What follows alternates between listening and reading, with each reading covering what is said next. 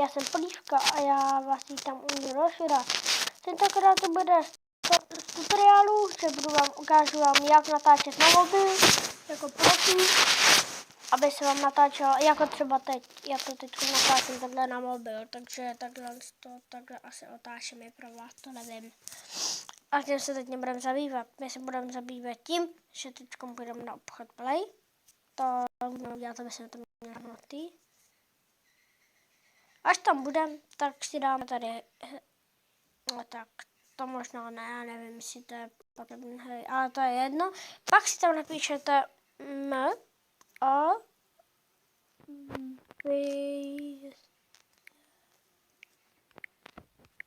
Mobizen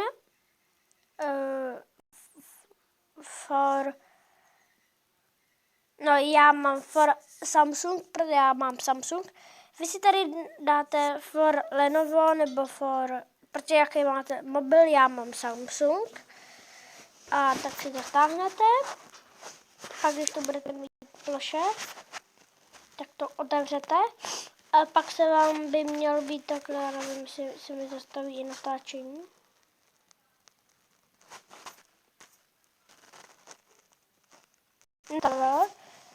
No, co je tohle? Tak, videa.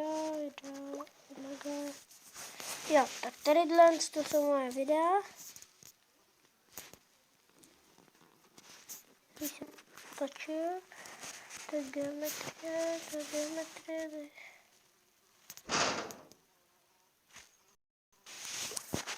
Vybrat.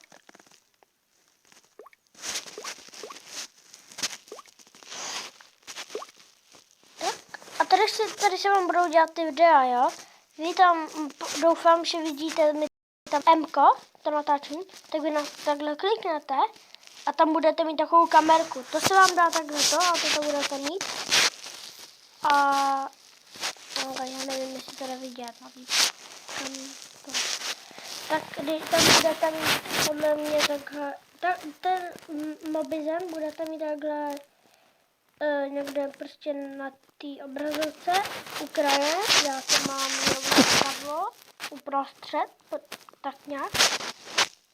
A tam se vám to dá, na to kliknete a tam budete mít takovou kameru, na to kliknete a on se vám počítá 3, 2, 1 a pak až tak natáčíte.